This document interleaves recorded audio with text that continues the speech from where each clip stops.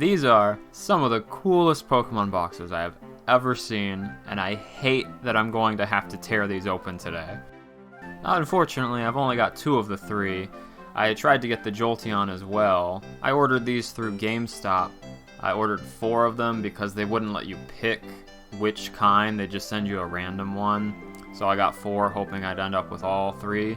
But then they ended up canceling 2 of my 4. At least I didn't end up with 2 duplicates. Although I have actually opened the Flareon box before, so I would have much preferred the Jolteon over Flareon. I'm sure a lot of people really prefer the way this box does it, having a whole lot of variety of packs, but me personally, I'm still so new to opening cards that I basically just couldn't care less what I'm opening. I'm gonna get these all organized and then move them over to the side and bring them over here one at a time. And here's the first promo, a little fire doggo, or at least I think the Eeveelutions are dogs. What would you guys call them? If they are dogs, I definitely wouldn't trust Flareon then as a pet, because I know as soon as I left my house, he'd burn the whole house to the ground. Although, I guess in the Pokemon world, that's kind of mild, because if you had like Entei as a pet, every time he barked, he'd destroy an entire village from the volcanoes erupting. Okay, I'm kind of going back and forth here because now this promo card just shows Flareon trampling an entire forest and probably killing hundreds of little animals. And he's doing it with a smile. At least in the movie, Entei sounded depressed while he was destroying all the wildlife. Okay, so anyway, these promo cards are basically the main reason people buy these boxes, and I can see why. The artwork on them is really fantastic. I think the promos make up like half the value of the entire box. So next we've got the trio of Eeveelutions Coin. This thing's probably 50% bigger than the typical TCG coin. This will be the biggest coin I've got in my collection, but my collection's really small, so I don't know if there's an officially made larger coin than this, or if this is the biggest one that they've made.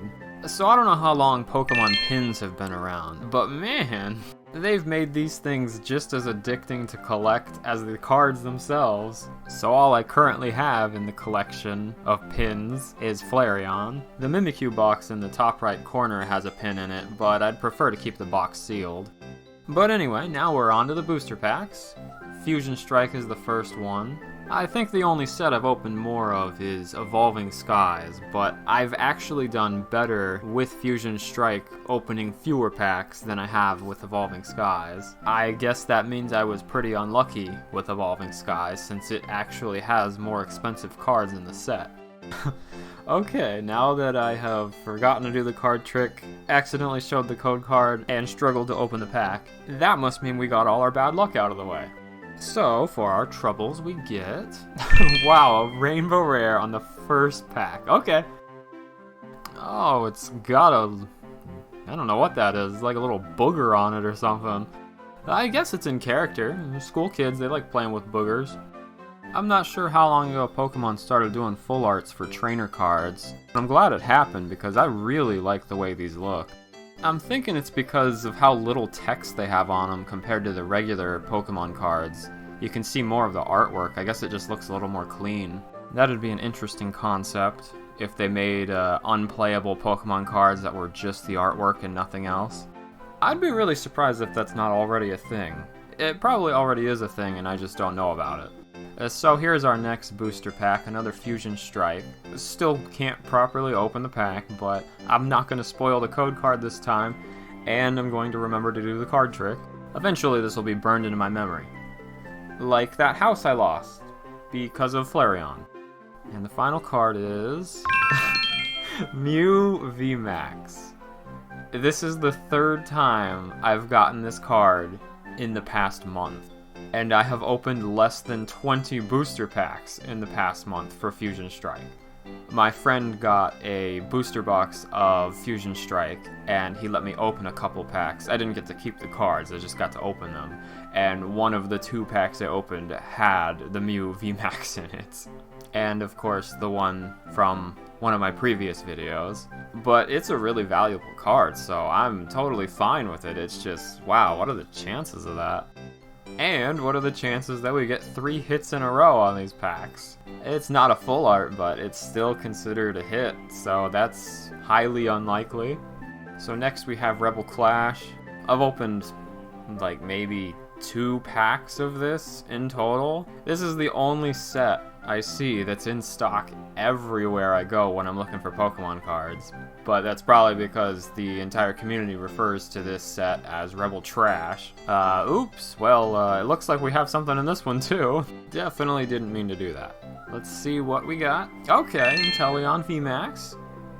I actually picked Sobble when I played through Pokemon Shield.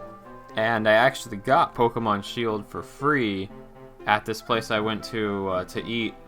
They had like a Pokemon Night contest trivia thing, and my team won, so we got to pick between, I think it was $50 or Pokemon Shield. So I paid for their food and they let me have the game.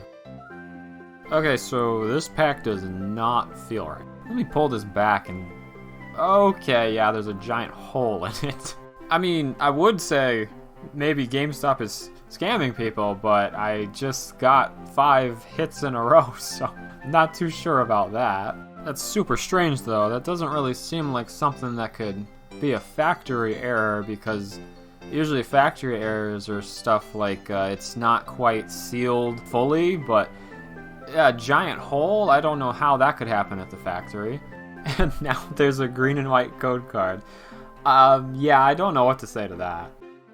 I suppose at the very least we'll find out if it was tampered with or not, because there should be something in here. Okay, moment of truth, GameStop. No way. So not only was it not tampered with, every pack we've opened so far has had a hollow or full art in it. I do still have another box, but I'm pretty sure this first box alone has paid for both boxes already. I have watched my best friend have significantly better luck opening cards with me side by side, so I think it's about time I caught up a little. But we've got 1 pack left. If we get something in this, that'll mean that this was a perfect box. Don't want to be greedy though. I'm already more than satisfied with everything I've got. Alright, can we do it? Here we go. And nope. Shiftry non-hollow. That's too bad. I'm probably sounding spoiled at this point. So now we're on to the Vaporeon box. Let's take a quick look at it before I tear it to pieces. Man, I really want to keep these boxes. I think I'm just gonna reinsert everything into them after I'm done. I'm gonna try to be careful opening this, preserve its quality if I'm gonna keep it. Dang it. Oh well. I guess it's nothing a little tape can't fix. I'm dead set on keeping this one over the Flareon box. I just like Vaporeon more. This makes me wonder if the cards are better preserved being put back into the original box, or being taken out of the original box and put in sleeves. So let's dump these out and get them all sorted like last time. It's super convenient when they just neatly fall into place like that. Same setup as last time, I'll just bring them over one at a time. Let's take a look at the Jumbo first. Does anyone remember the surf animation from the first Pokemon Stadium game? That junk flooded the entire stadium. So if a Dynamax Vaporeon did it, do you think it'd make like a typical tidal wave? Or do you think it'd make a tidal wave that would like flood the entire planet? Actually, is it stated anywhere just how big the Dynamax Pokemon get? It seems like in the gym battles, no matter how big the original Pokemon is, when they Dynamax, they all seem to be a pretty similar size. So this Vaporeon's just hanging out. Looks like he's not too interested in making tidal waves. But I just remembered Sword and Shield, they didn't scale any of the Pokemon properly. So most likely even the Dynamax-sized Pokemon aren't a good reference from that game. Maybe the anime or the Pokédex at some point mention estimated size of the Dynamax Pokemon. I haven't seen the anime in many years though. I think I stopped watching around the time that Dawn showed up. But anyway, we're back to the booster packs now. That non-hollow Shiftry broke our streak though.